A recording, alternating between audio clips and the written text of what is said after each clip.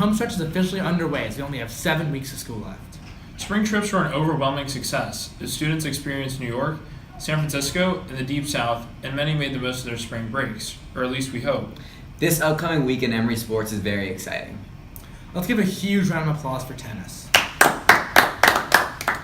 The Emery tennis team has won their second straight championship. Golf plays in a huge regional tournament next week after playing out of their minds in the district tournament last week. Finally, baseball plays Second Baptist this week, and the winner will move on to the playoffs. Survive in advance. This week, we bring you the story of Emery's March on the Capitol. March for Our Lives took place on March 24th. It was an anti-gun violence march, and up to 500,000 people attended. The march was inspired by the school shooting on February 14th at Stoneman Douglas High School in Parkland, Florida. The march hopes to create a change to our country's gun control policies. All right, so why did you apply for the march? The reason I applied for the march is because I think that it was a really good opportunity for me to kind of express my voice, and I think it was kind of a once-in-a-lifetime opportunity for there to be this huge movement for something that I was really passionate about and really believed in, and it was made up of teenagers like me. Mm-hmm. And what was one thing you took away from the march after going?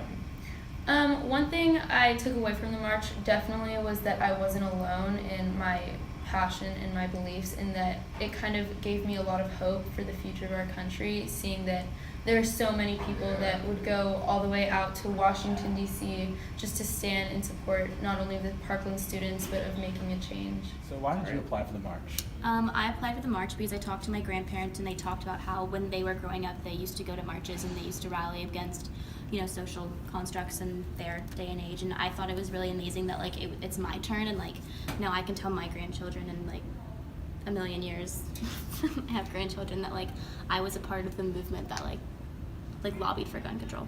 Awesome. And what was the main experience you took away from the march?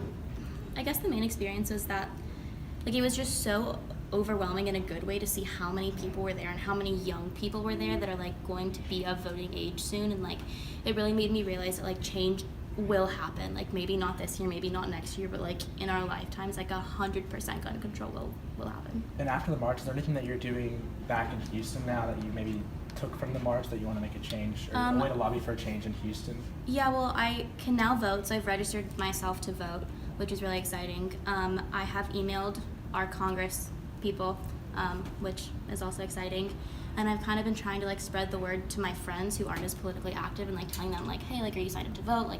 You need to sign up to vote. That's really important. It's clear to see how passionate these students are about the march.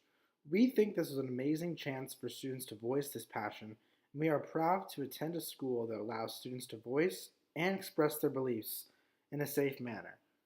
Thank you for tuning into this week's special of the Emery Update. We hope to see you sometime soon. Peace.